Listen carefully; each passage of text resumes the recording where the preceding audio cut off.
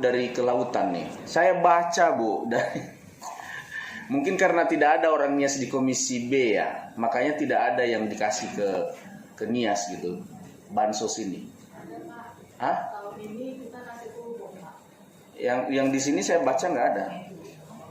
Yang kelompok, iya, banyak sekali saya dengar dari kadis-kadis kelautan di Nias itu mengajukan permohonan kapal Bu. Kita ini kan pulau Bu, Pulau Nias itu pulau, sekali lagi, pulau yang dikelilingi oleh laut dan paling kaya dan banyak sekali ikannya seperti yang Bapak. Jadi kalau kita tidak memberdayakan nelayan, saya pernah kasih proposal di kelautan ini. Mungkin karena saya bukan Komisi B, jadi sampai sekarang tidak pernah didengar proposal itu.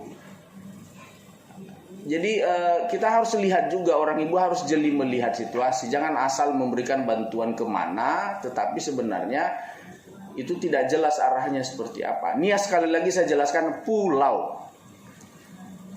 Paling banyak penghasilan dan bisa membantu PAD kita di Sumatera Utara dan peningkatan ekonomi itu adalah masyarakat di sana Bu. Karena rata-rata pencarian masyarakat di sekitar Pulau Nias itu, dikelilingi itu adalah nelayan. Nah, jadi kalau tidak ada bantuan, termasuk tadi saya lihat bantuan bibit, tolong nanti dicatat Bu kalau boleh pemberian ikan emas, ikan lele gitu. Masa di sini nggak ada sih Bu? Yang ya tadi mungkin karena saya tidak di Komisi B sebelumnya, sehingga ini tidak ada.